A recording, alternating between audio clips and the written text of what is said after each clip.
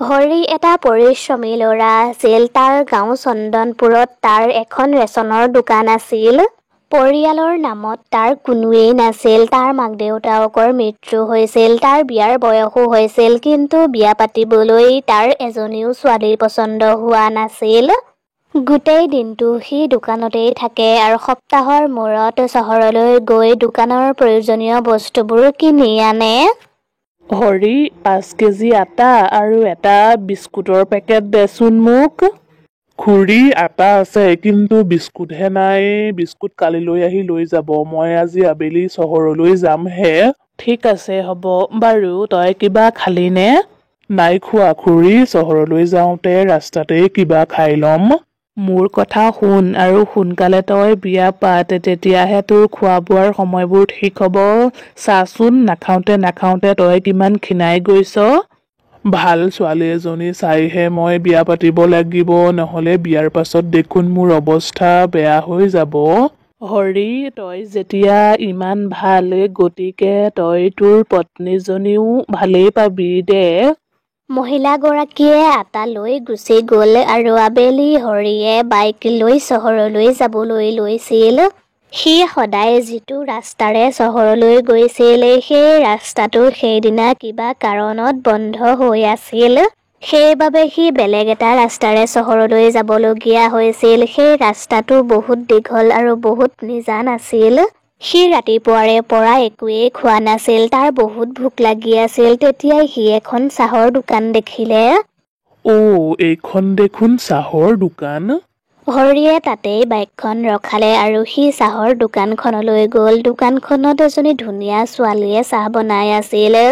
হৰিৰ বাহিৰে তাত অন্য কোনোৱেই গ্ৰাহক নাছিল। হৰিয়ে ছোৱালীজনীক দেখি তাইলৈ লাগি চাই আছিল। দাদা, চাহ খাব নেকি? হয়, চাহ একাপ দিয়কচোন, তাৰ লগত বিস্কুটো দিব। হৰিয়ে চাহ খাই মনে মনে ছোৱালীজনীলৈও চাই আছিল আৰু কিছু সময়ৰ পাছত বহুত জেগাত চাহ খালো, কিন্তু তোমাৰ হাতৰ চাহৰ সোৱাদেই সুকীয়া। ধন্যবাদ দাদা। তোমাৰ নামটো কবা নেকি আৰু চাহৰ কেইটকা হ'ল? মোৰ নামটো মীনা। চাহৰ 5 টকা আৰু বিস্কুটৰ 5 টকা, মুঠতে 10 টকা দিলেই হ'ল। ইমান কম দামত চাহ তোমাৰ কি থাকেনো? মোৰ খৰচটো ওলালেই হ'ল, আৰুনো কি লাগে মোক? তোমাৰ ঘৰত আৰু কোনো নাই নেকি? নাই, মই অকলেই আছো। তোমাৰ ঘৰ ক'ত? এইটোৱেই মোৰ ঘৰ। ৰাতিপুৱাৰে পৰা ৰাতিলৈকে ইয়াতেই থাকো আৰু ৰাতি সেই বাকচটোৰ ওপৰতেই শুই থাকো। মীনা, মোক ভুল নুবুজিবা, কিন্তু তুমি ইমান নিজান ঠাইখনত অকলে থকাটো ভাল নহয়। তুমি ইমান ধুনীয়া চাহ বনোৱা, গতিকে তুমি বেলেগ এঠাইত গৈ এখন ধাবা খুলিব পাৰা দেখোন। এই মাটিখিনি মোৰ দেউতাৰ। দেউতা জীয়াই থাকোঁতে বহুত মানুহে এই মাটিখিনি ল'বলৈ চেষ্টা কৰিছিল। দেউতা মৰাৰ পাছত ময়ে এই মাটিখিনি ৰখি আছো আৰু উপাৰ্জনৰ কথানো কি ক'ম, মই অকলেহে থাকো। 2 পইচা উপাৰ্জন হ'লেও হ'ল আৰু মই এই মাটিখিনি এৰি থৈ কলৈকো নাযাওঁ। তেতিয়াহ'লে মইনো আৰু কি ক'ম। মোৰ এখন ৰেচনৰ দোকান আছে। মই চহৰলৈ বস্তু আনিবলৈ যাওঁ। তোমাক যদি কিবা লাগে তেতিয়াহ'লে মোক কোৱা, মই লৈ আহিম। নাই, মোক একো নালাগে আৰু আপোনাৰ উভতি আহোঁতে দেৰি হ'ব। নাই, মোৰ বেছি দেৰি নহয়। মই উভতি আহোঁতে তোমাক বস্তুখিনি দি থৈ যাম।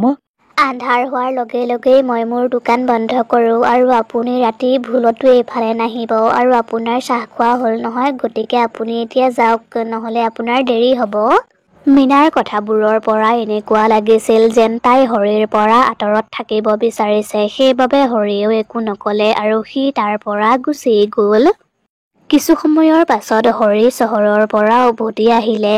নাজানো আৰু মীনাই এতিয়া দোকানত আছে নে নাই। তাইতো মোক ৰাতি তালৈ যাবলৈ মানা কৰিছিল। মই দূৰৰ পৰাই এবাৰ তাইক চাই ল'ম। হৰিৰ মন আৰু মগজুতে কেৱল মীনাই আছিল। সেইবাবে সি এবাৰ মীনাক চাই যাব বিচাৰিছিল। কিন্তু সি যেতিয়া মীনাৰ দোকানখন পালেগৈ, তেতিয়া সি থতমত খাই গ'ল, কাৰণ মীনাৰ গোটেই দোকানখন জ্বলি গৈছিল। আৰে, ইয়াত জুই কেনেকৈ লাগিল? মীনা, ক'ত আছা তুমি? গুচি যা ইয়াৰ পৰা, নহ'লে মই তোক মাৰি পেলাম। এয়াতো মীনাৰ মাত নহয়, ভিতৰত কোন আছে? মীনা ঠিকে আছেনে বাৰু? গুচি যা ইয়াৰ পৰা, এয়াই তোৰ বাবে ভাল। মীনালৈ হৰিৰ বহুত চিন্তা হৈছিল। সি যেনে তেনে মীনাৰ ওচৰলৈ যাবলৈ বিচাৰিছিল। সেইবাবে সি এবাল্টিং পানী জুইখিনিত ঢালি দিলে, কিন্তু জুইখিনি নুমুৱাৰ সলনি ওলোটাই তাৰ ফালে আগবাঢ়িহে আহিছিল। এইবোৰ কি হৈছে বাৰু? মই এতিয়া কি কৰোঁ? মীনা ভিতৰত আছেনে নাই মই কেনেকৈ গম পাম? মই ভিতৰলৈ যাবই লাগিব। হৰি সাহসেৰে ভিতৰলৈ সোমাই গ'ল আৰু তালৈ গৈ সি দেখিলে মীনা বাকচটোৰ ওপৰতে বহি আছে আৰু তাইৰ গোটেই শৰীৰটো জ্বলি আছে। সেইবোৰ দেখি হৰি বৰ আচৰিত হ'ল।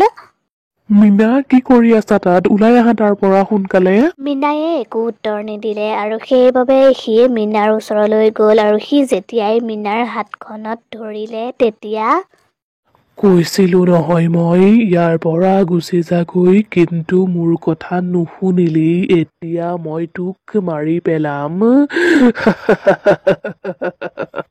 মীনা চুৰেল হৈ গৈছিল আৰু সেইবোৰ দেখি হৰি তাতেই অচেতন হৈ পৰিল। তাৰ যেতিয়া চেতনা ঘূৰি আহিল তেতিয়া সি তাৰ ঘৰৰ বিচনাত শুই আছিল, যেন সি এটা সপোনহে দেখি আছিল। সেইবোৰ কি আছিল? সি চহৰৰ পৰা যিবোৰ বস্তু আনিছিল সকলোবোৰ ঠিকে ঠাকেই আছিল আৰু তাৰ দোকানত বহুত গ্ৰাহক আহিছিল আৰু সি গ্ৰাহকসকলক বস্তুও দি আছিল। তাৰ পাছত হৰিয়ে যেতিয়াই সময় পালে তেতিয়াই সি তাৰ বাইকখন লৈ মীনাৰ দোকানলৈ গ'ল। তালৈ গৈ সি দেখিলে তাত সকলোবোৰ আগৰ দৰেই আছে আৰু মীনাও ভালেই আছে। মীনায়েও তাইৰ দোকানত চাহ বনাই আছে। মীনা, তুমি ভালে আছানে? আৰু যোৱা ৰাতি ইয়াতে কি হৈছিল? যোৱা ৰাতি একো হোৱা নাই, মইতো আৰামত শুই আছিলো। হয় নেকি? মই চাগে কিবা সপোনহে দেখিছিলো। বাৰু মোক চাহ একাপ দিয়াচোন। হৰিয়ে চাহ খাবলৈ ধৰিলে আৰু চাহ খাই খাই সি মীনাক ক'লে, মীনা, তুমি মোক বেয়া নাপাবা, কিন্তু মই তোমাক ইয়াত এনেকৈ অকলে এৰিব নোৱাৰো। মই বেয়া ল'ৰা নহয়। মই তোমাক বহুত ভাল পাওঁ আৰু মই তোমাক বিয়া কৰাব বিচাৰো আৰু মই তোমাক ইয়াৰ পৰা একেবাৰেই লৈ যাম। মই আপোনাক আগতেই কৈছিলো, মই এই ঠাইখন এৰি থৈ কলৈকো নাযাওঁ। আপুনি ইয়াৰ পৰা গুচি যাওক। মীনা, মই তোমাক ইয়াত অকলে এৰিব নোৱাৰো। তুমি মোৰ লগত বিয়া নোহোৱা নাই, কিন্তু তুমি মোৰ লগত মোৰ গাঁৱলৈ ব'লা। মই গাঁৱত তোমাক এটা ঘৰ বনাই দিম। মোৰ কথা কিয় বুজি পোৱা নাই? ইয়াৰ পৰা গুচি যা, নহ'লে মই তোক মাৰি পেলাম। চাওঁতে চাওঁতেই মীনা চুৰেল হৈ গ'ল আৰু তাইৰ দুয়োটা চকু ৰঙা হৈ গ'ল আৰু চাৰিওফালে তাইৰ দোকানখন জ্বলিবলৈ ধৰিলে। যোৱা ৰাতি হোৱাৰ দৰেই সকলোবোৰ হৈছিল আৰু এতিয়াতো আন্ধাৰো হৈ গ'ল। তাৰমানে এই সকলোবোৰ সঁচা? মীনা, কি হৈছে তোমাৰ? কোৱাচোন মোক, মই তোমাক সহায় কৰিব বিচাৰো। নাই নাই, মোক কোনেও সহায় কৰিব নোৱাৰে। সেইদিনাও মোক কোনেও সহায় কৰা নাছিল, না মোৰ মা দেউতাক, না মোক। চা মোহন, এই মাটিখিনি আমাক দি দে, নহ'লে কিন্তু আমি তহঁতৰ এই দোকানখন জ্বলাই দিম। এই মাটিখিনি মোৰ মীনাৰ বাবে, এইখিনি মই বিক্ৰী নকৰো। ঠিক আছে তেতিয়াহ'লে। শুনিছনে? তহঁতে ইয়াৰ দোকানখন জ্বলাই দে। চাবি ইহঁত তিনিওৰে ভিতৰত যাতে এজনো নাবাচে। তাৰ পাছতে সেই মানুহকেইজনে সিহঁতৰ দোকানখন জ্বলাই দিলে। সিহঁতে আমাৰ ঘৰটো জ্বলাই দিলে আৰু মোৰ মা দেউতা মৰি থাকিল।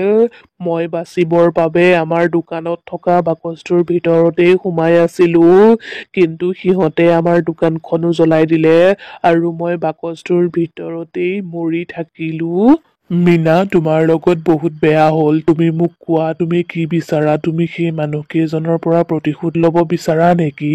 সেয়াতো মই কেতিয়াবাই কৰিলো। সিহঁতকো মই মাৰি পেলালো, কিন্তু মোৰ আত্মাটোৱেহে মুক্তি পোৱা নাই, কাৰণ মোৰ মৃতদেহটো এতিয়াও এই বাকচটোৰ ভিতৰতেই সোমাই আছে। যেতিয়ালৈকে মোৰ মৃতদেহটোৰ অন্তিম সৎকাৰ কৰা নহয় তেতিয়ালৈকে মোৰ আত্মাটোৱেও মুক্তি নাপায়। ঠিক আছে মীনা, মই তোমাক মুক্তি দিয়াম। হৰিয়ে তেনেকৈ কোৱাৰ লগে লগে জুই কমিবলৈ ধৰিলে আৰু তেতিয়াই হৰিয়ে বাকচটো উলিয়াই আনি মীনাৰ মৃতদেহটোৰ অন্তিম সৎকাৰ কৰিলে আৰু তাৰ পাছতেই মীনাৰ আত্মাটোৱে মুক্তি পালে আৰু তাই তাৰ পৰা নাইকিয়া হৈ গ'ল। হৰি কিছু সময়লৈকে তাতেই ৰৈ আছিল কাৰণ তাৰ মীনালৈ বহুত মনত পৰিছিল আৰু তেনেকৈয়ে কিছুদিনৰ পাছত আৰে হৰি, তই যে আহি ইয়াত দোকান খুলিলিহি, তাকো চাহৰ দোকান। গাঁৱত দেখোন ৰেচনৰ দোকানখন ভালেই চলি আছিল। খুৰী, মই এতিয়াৰে পৰা ইয়াতেই থাকিম, মোৰ মীনাৰ দোকানত।